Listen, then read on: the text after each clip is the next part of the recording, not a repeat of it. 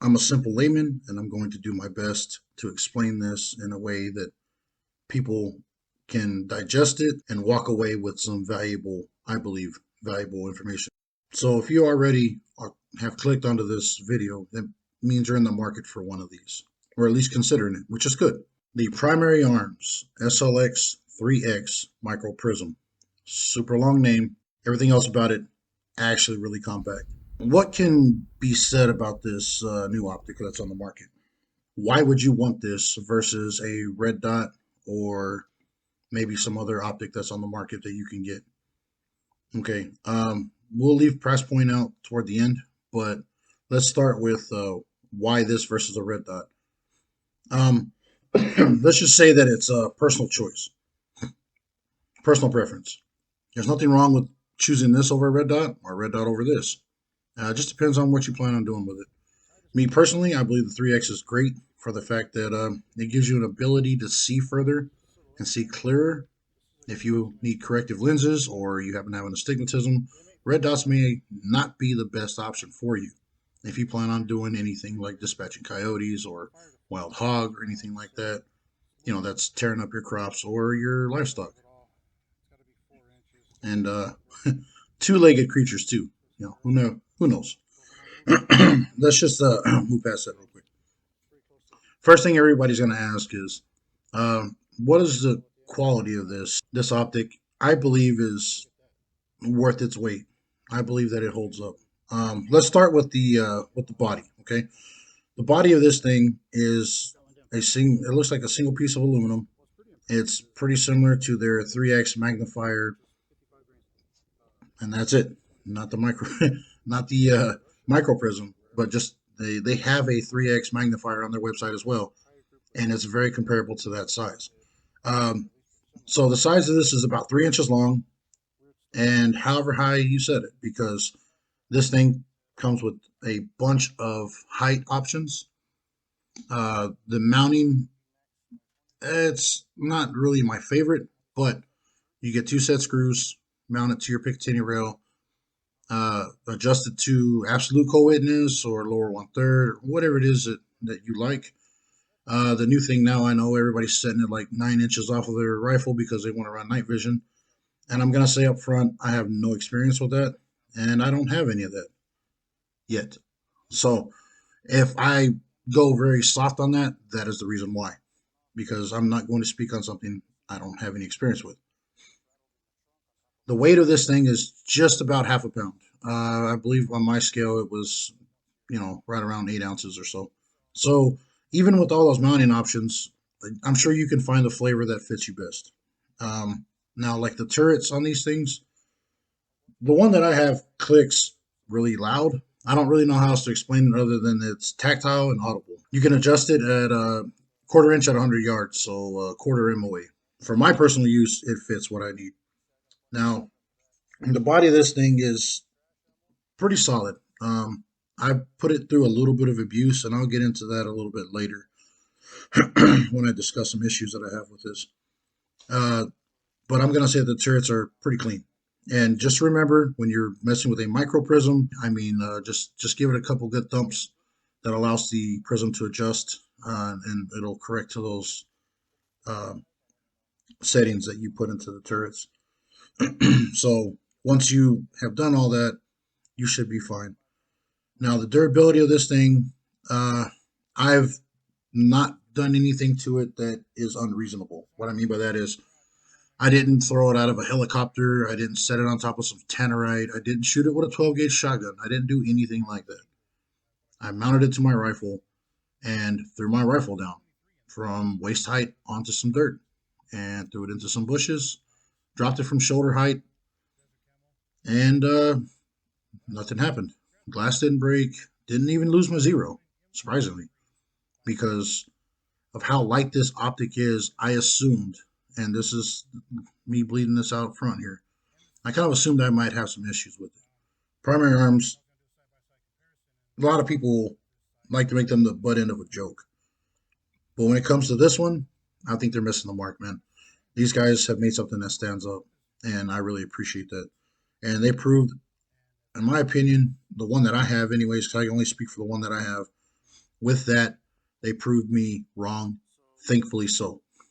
And so when you're looking through this optic, now that we've described what it looks like, and there's a bunch of B footage for you to look at here, the glass quality of this. Now, if you are familiar with Trigicons, which is probably going to be the best comparison, not because this thing is so high quality and Trigicons are low quality or whatever.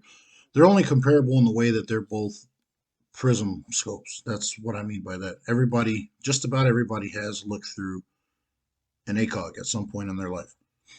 If you haven't, well, take a look through it. It's pretty awesome. The clarity on the glass for this SLX3X MicroPrism, I'm only going to say that a few more times. The clarity of it is very good, in my opinion. Running it through the desert, doing all the stuff I was doing out here in my part of West Texas, I can see just fine. There's no distinguishable green or blue tint to this. Like a lot of scopes have a coating on them to increase their durability or to let's say to help correct some issues that they feel they may have. There is little to none. Now, whenever you walk around inside of an office building, don't ask me. I don't have any experience with this. Just take, don't ask me. Just take my word for it. When you walk around an office building or you walk around a neighborhood and you're holding this prism in front of you and you're looking at a bunch of corners and there are a lot of right angles, you will see the distortion in the glass on certain corners. And I know you're going to ask me, how do you have a corner in a circle? What I mean by that is the edges, the corners that you have on these walls will start to bend inside of that glass. You'll notice, I wouldn't say significant, but you will notice a little bit of distortion on the edges of the glass. But this goes back again to the price point here. Trigicons, the ones that I've looked through, I've never carried them through an office or cubicles or any of that, so I can't speak to that. But I'm going to assume, and this is an assumption here, so don't just take it with a grain of salt like everything else I'm saying, because I'm just some random weirdo on the internet. Uh, they may have that issue too. I'm not sure if it's specific just to this or if it's for all prisms, but I do want to let you guys know that. The eye box on this thing is actually really forgiving. That's one thing that I noticed. Trigicons, you really have to get up close, and you like the TA31s and all that. You really got to get up close. You got a very small window to effectively see through your optic and use it. This one here is a little bit more forgiving. I mean, you probably have about, you know what? I know this is going to sound wrong, and I'm going to word it this way anyways. You have a few inches to play with. Haha, everybody get your laughs out. Anyways, you do have a little bit more room. When I was picking up the rifle doing snap shooting at 25 yards and in, it did take me a little bit to get used to that. It is offset just a little more than compared to a red dot, but it was fine. I've had it for a few months and I've worked with it, so we're moving along here. Now, the field of view that they say for this, because the prism is the MicroPrism is so small, they're claiming 38 feet at 100 yards. I'm not entirely sure if that's correct. I didn't run out there with a tape measure. I'm gonna say that that's fair because in some of the footage here, I'll roll in looking through the reticle and laying it on a target, and you guys can see from there, and you can make your own call and adjustment. Because everybody always asks when they see any type of reticle, whether it be in a prism or anything else, they always ask, how big is a reticle? Hey, how big is that chevron when you put it on a silhouette for sport shooting? And I'm like, that's a very good question. It's this wide, and it doesn't translate when you speak it because most people are very visual. Thankfully, with the internet, we have the ability to show it directly on the video here. I'm just saying that for the price range that this is in, I give it a solid 7 out of 10. Now that's just me, and I haven't looked through every single optic. I'm not an optics whore. I haven't just ran through all of them. I'm just saying that I really enjoy it. Since we mentioned the reticle a second ago, let's go ahead and carry on with that. This reticle in this MicroPrism is an etched reticle, right? And again, comparing it to the Trigicon, not because of any other reason other than these are many things they have in common. And I can't think of anything else to compare it to that I have experience with. Okay, so forgive me for that. But the ACSS Raptor reticle is what I have in this one, and it has a horseshoe or the donut of death. Right, if you're inside 25 yards, that donut's pretty much all you need. And if you turn the brightness all the way up, you can use this thing just like a red dot. So I will get into the illumination here in a second, but you have the horseshoe and the chevron. That sits in the center there. The tip of the chevron is your aiming point, and they ask you to sight it in at about 100 yards. Now you can play with that zero. You can do it at 100. You can do it at 50. I know a guy that has the same MicroPrism, but he sights his in at 50 for the tip of the chevron, even though they recommend 100. It looks like a Christmas tree as the bullet drop compensator. Now, that is not going to be completely accurate because you got to remember you can mount this to a 308 or a 556 with this particular one that I have here. They have it listed from 100 yards graduating out to, I believe, 600 is their maximum. But to calibrate that 600, I believe it is a 20 inch, just like an A2 type of upper or A4 type upper where you have to have a 20-inch barrel and you're firing like a 55 grain bullet. I remember reading something on that because I was interested and as to how they got to that conclusion. The furthest I shot this was 400 yards, and shooting, having this sighted in for 55 grain in a standard 16-inch barrel. I paired it up with a Smith & Wesson M&P Tactical. I also threw it on a old, not a new, but an old Colt LE 6920, and they both shot very similar. I'm gonna go ahead and call the ammo I was using like a 2 to 3 inch round. The B-roll footage here should show plenty of 2.5, 3 inch groups, 3.5 inch groups. But when I was shooting a lot of this, it was high winds. It was in fall, if you want to call it that, in West Texas. We don't really have fall. We just have tons of wind and big jumps in temperature. So you guys can figure that out. Just at first glance, it does look like there's a lot of stuff on there, and it kind of looks a little busy. But to be honest, it's very intuitive. Once you look at a few pictures and you actually have it in person and you start pointing it at things in a safe direction, of course, let's follow the gun rules here. You're pointing this in a safe direction, looking through it, looking at things. I'm gonna say that everything on there is important, and everything on there, minus the 600, I believe it's the 600 yard at the very bottom, and they obviously included it. But me personally, I don't see myself doing anything that far out, and I don't know if anybody else is going to. But it's great that they included that for guys that maybe want to go out that far. I'm limited to 400 where I'm at here, and to be honest, I believe that's far enough. Anything outside of that, I mean, really, I don't want to make up a scenario because we'll be playing the what if game all day. I'm just saying that I believe that 400 yards is more than reasonable. When you're trying to hit a target, a silhouette out at 300 and 400 yards, your Christmas tree does cover up some of it. I really never had an issue with it. I was able to stay on target, hit 18 and 22 and 24-inch plates, round circular plates at 400 yards. I handed it off to another shooter, and she was able to do the same thing. And we were shooting off of a bag. We weren't doing anything special. There's no like lead sled. It was just off a bag.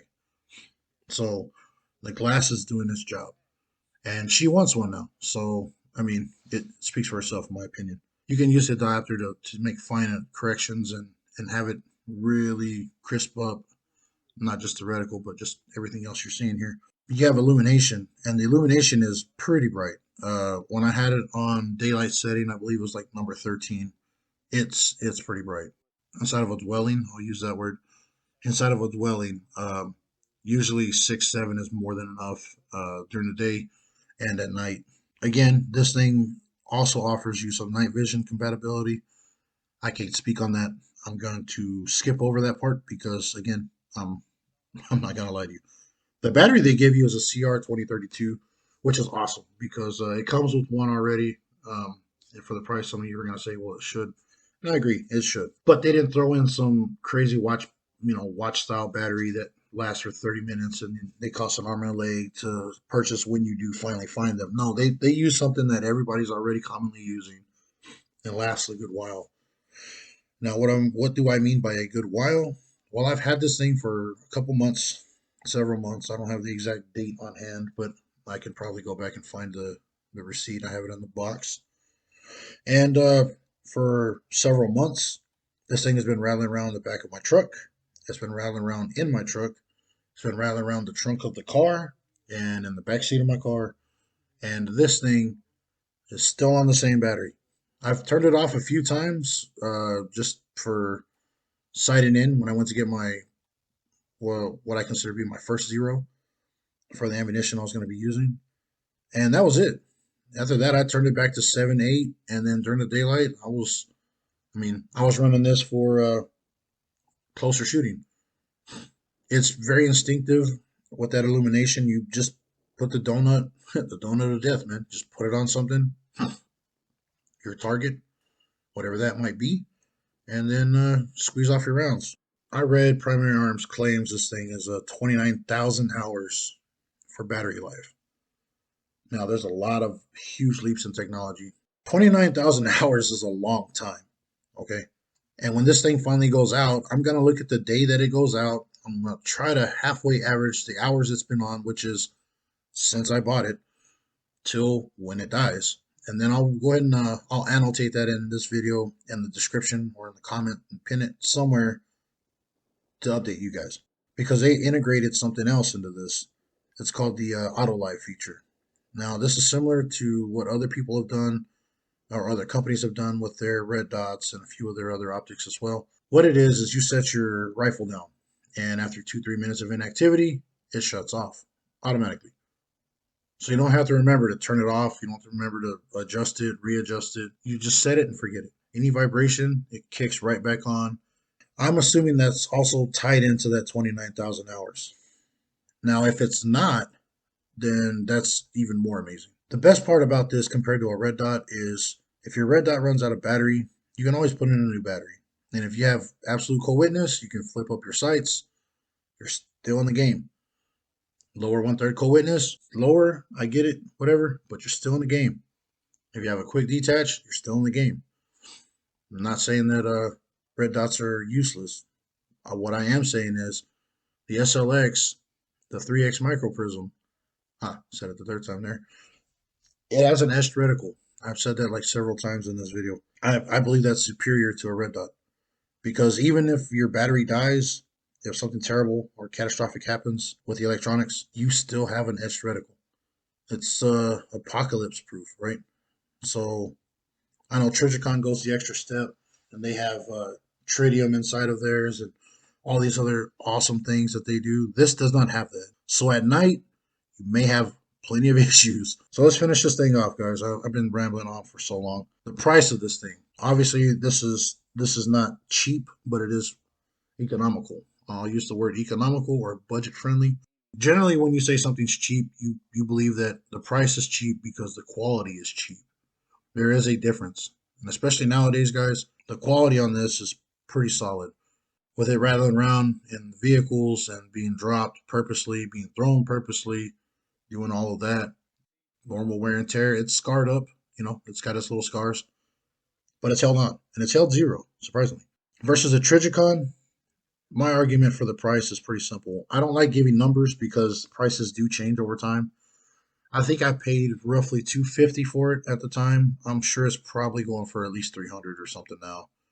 It's got to be higher.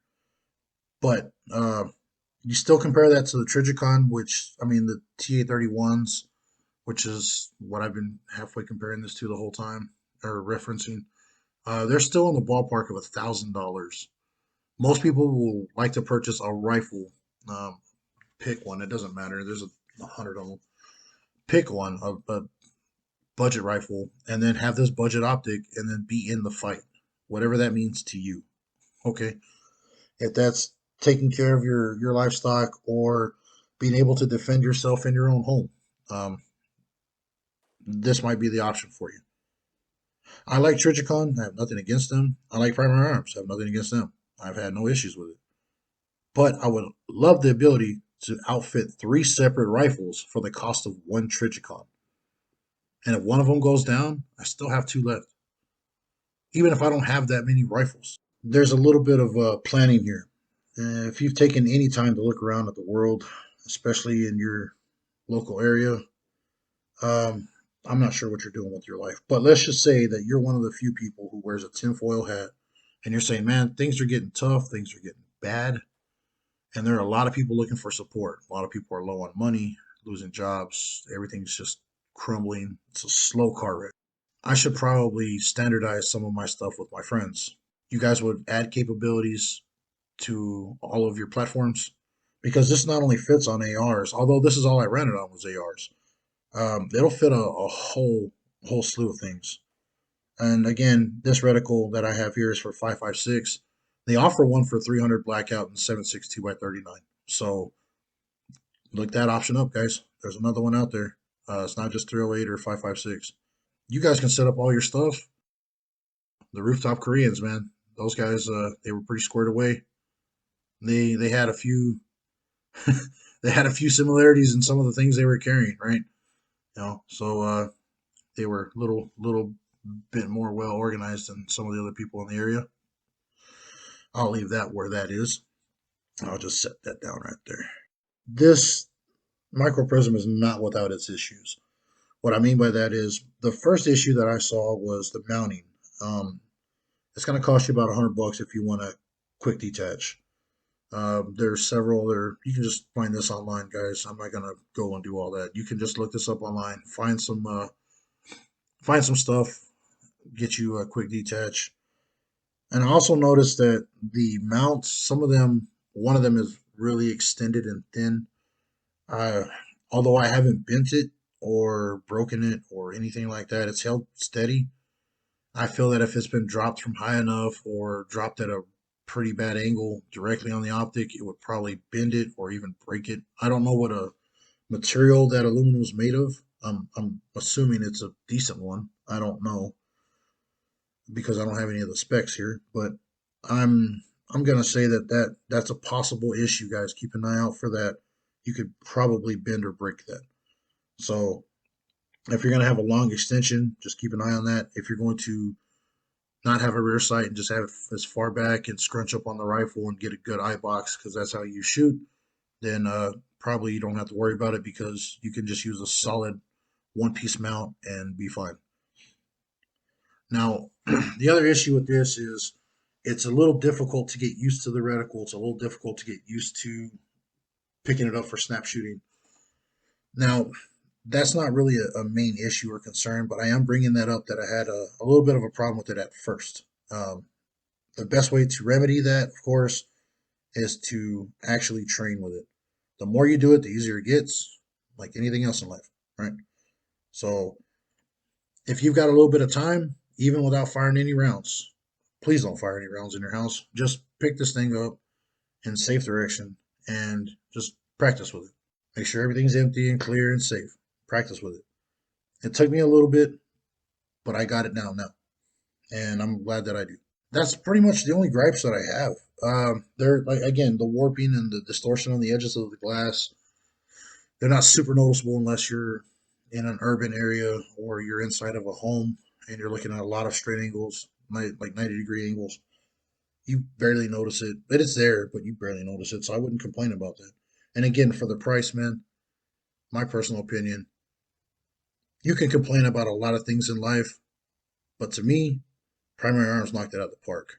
I think that they give you plenty of options. I believe they give you for the money, for the cost, you have the best of what they have.